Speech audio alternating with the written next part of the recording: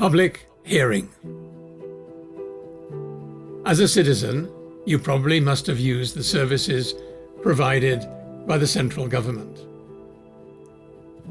For instance, you might have gone for treatment to the health post in your village, or you must have drunk water from a public tap. If that is not the case, then surely you must have used electricity generated by the government. It is the government's responsibility to provide services to its citizens. It is possible that you might be unhappy about a particular service your government is providing, and sometimes you might have felt like expressing your dissatisfaction about it to the authorities. As the services provided by the government aren't always sufficient, good, and effective. Citizens could be facing problems because of this. The officials providing the services, being unaware about it, could assume that the citizens are satisfied with their services. What can the citizens do in such a situation?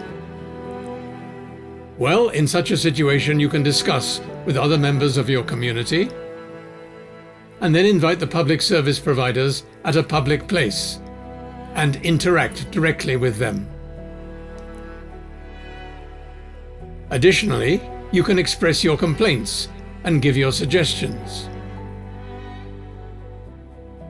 A program organized for this purpose is called a public hearing. At a public hearing, service providers have to listen to you and be answerable to the questions raised.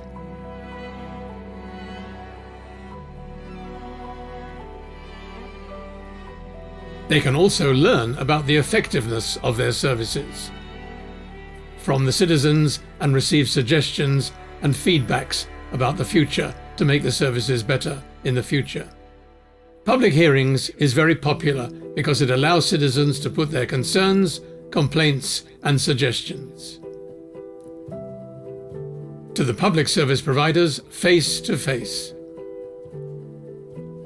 What kind of problems can come while conducting a public hearing? Well, sometimes during public hearings, citizens may bring forth their personal grudges and political rivalries instead of focusing on the public services themselves. This can take away the focus from the real issue and ruin the program. Also, if the participants do not take turns to speak, public hearings can become messy. It is also possible that the really poor and excluded people may not come to the hearing, or even if they do come, they may lack confidence to openly speak out about their concerns. The service providing officials could also hesitate to come to the meeting, fearing negative feedback. But public hearing allows not only citizens but also service providers to have their say and builds an environment for mutual satisfaction. In order to make public hearings effective, the agendas to be discussed during the hearing should be prepared beforehand. In addition, the facilitator who conducts the hearing should be tactful, competent, and fair. She or he has a key role in encouraging the participants to raise the real issues of the community, to give the participants time to speak, and to complete the program on time. Additionally, the facilitator should also be able to get a commitment from the service providers at the conclusion of the program.